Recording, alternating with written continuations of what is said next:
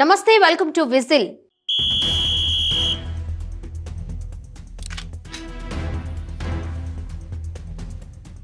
దాదాపు సంవత్సరాలుగా నిరంతరాయంగా కొనసాగుతూ వస్తున్న రష్యా ఉక్రెయిన్ యుద్ధాన్ని నివారించడానికి అమెరికా చేసిన ప్రయత్నాలు ఫలించినట్లే కనిపిస్తున్నాయి. అమెరికా అధ్యక్షుడు డొనాల్డ్ ట్రంప్ ఉక్రెయిన్కు చెందిన కౌంటర్ పార్ట్ వొలోడిమిర్ జెలెన్స్కీతో నిర్వహించిన చర్చలు ఓ కొలిక్కి వచ్చాయి. ఫ్లోరిడాలోని మార్ ఎ లాగో నివాసంలో ఈ ఇద్దరు నేతలు సమావేశమయ్యారు. 20 పాయింట్స్ ఫార్ములా, శాంతి ఒప్పందాలు సహా పలు అంశాలపై చర్చించారు. 3 గంటల పాటు ఈ భేటీ కొనసాగింది. అనంతరం నిర్వహించిన జాయింట్ ప్రెస్ కాన్ఫరెన్స్లో కీలక విషయాలు వెల్లడించారు.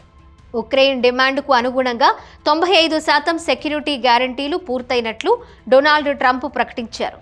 తూర్పు ఉక్రెయిన్ భూభాగం, ముఖ్యంగా డాన్బాస్ విషయంలో ఇంకా కొన్ని కీలక సమస్యలు అపరిష్కృతంగా ఉన్నాయని, వాటిని పరిష్కరించాల్సి ఉందని తెలిపారు. గతంలో కంటే భిన్నంగా ఈ చర్చలు సాగాయని, చాలా అంశాలపై చర్చించామని డొనాల్డ్ ట్రంప్ తెలిపారు.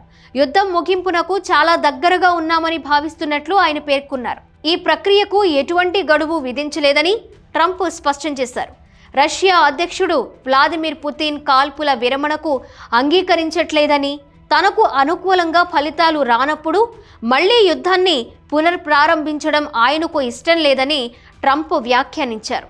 తాను ఉక్రెయిన్ను సందర్శించడానికి సిద్ధంగా ఉన్నానని, ముందుగా ఓ ఒప్పందాన్ని కుదుర్చుకోవడానికి మొగ్గు చూపుతానని ట్రంప్ స్పష్టం చేశారు. జెలెన్స్కీ అవసరమని భావిస్తే ఉక్రెయిన్ పార్లమెంటులో ప్రసంగించడానికి కూడా తాను సిద్ధంగా ఉన్నట్లు ట్రంప్ వెల్లడించారు.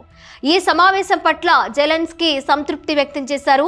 శాశ్వత శాంతిని సాధించడంలో సెక్యూరిటీ గ్యారంటీలు కీలకమైనవని, వాటిని 90% వరకు సాధించామని జెలెన్స్కీ వ్యాఖ్యానించారు. మిగిలిన అంశాలపై ఉక్రెయిన్ యూరోపియన్ దేశాలతో చర్చించాల్సి ఉందని, దీని తరువాత అన్ని విషయాలను ఖరారు చేయడానికి మరోసారి సమావేశమవుతామని జెలెన్స్కీ తెలిపారు. ట్రంప్తో తదుపరి చర్చలు జనవరిలో ఉండొచ్చని చెప్పారు.